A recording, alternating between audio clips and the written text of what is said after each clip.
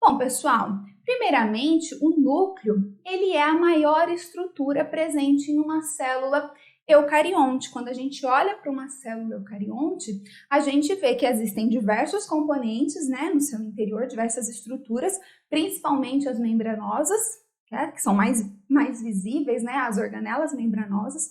Entretanto, a gente se depara com uma estrutura ali principal, praticamente localizado mais no centro da célula, que é o seu núcleo, tá? Então, é a maior estrutura ali presente. Mas o tamanho do núcleo, ele pode variar, tudo bem? Ele varia de acordo com a quantidade de DNA que ele carrega.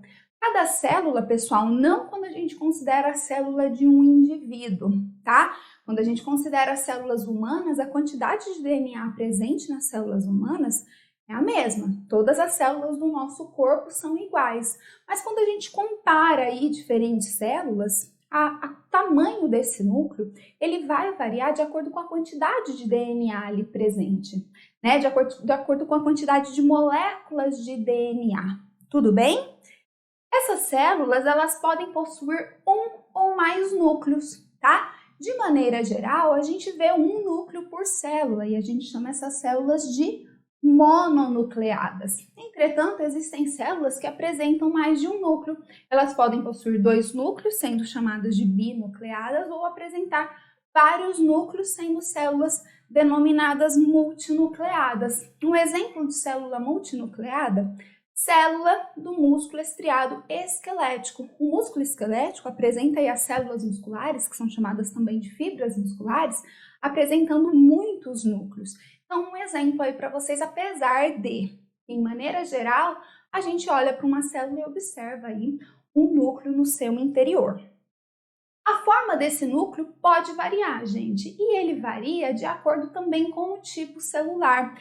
Esse tamanho, essa forma desse núcleo, ela vai variando de acordo com a forma da célula. A gente tem uma célula cúbica, tá? Uma célula aí desse jeito, né? Eu tô fazendo em uma dimensão só, a gente tem uma célula cúbica. Esse núcleo, gente, ele vai ser aqui, ó, mais circular, tá legal?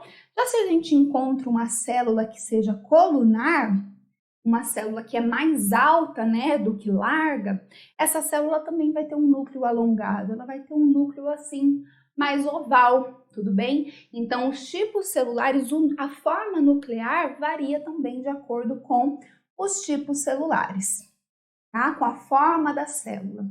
E esse núcleo está presente em todas as células eucarióticas, tá? Está presente em todas as células eucarióticas. E aí vocês poderiam me falar, em todas mesmo, prof? Porque as nossas hemácias, elas não são anucleadas?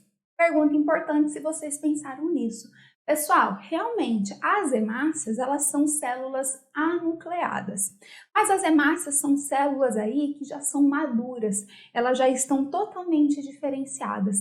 Só que antes delas se tornarem diferenciadas, elas eram células imaturas.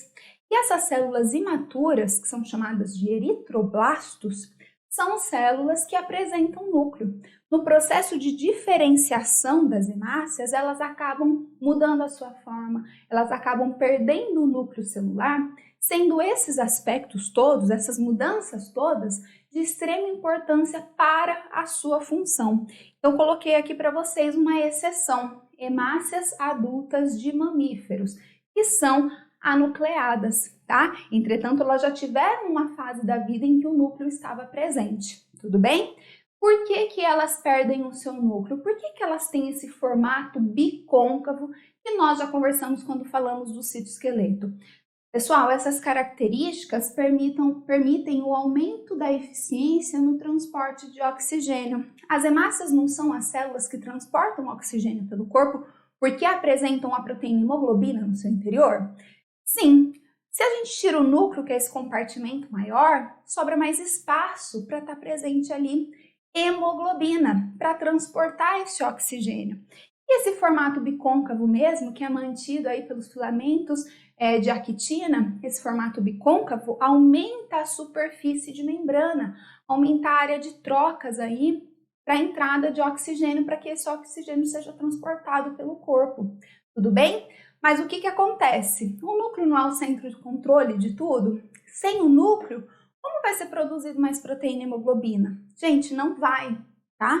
Não vai. Por isso que as hemácias elas têm um tempo de vida curto, elas estão em processo constante aí de renovação celular. Essas hemácias duram em cerca de 100, 120 dias, elas morrem e são substituídas. Por quê? Porque elas não têm como manter todas as suas funções aí viáveis por muito tempo sem a presença do núcleo.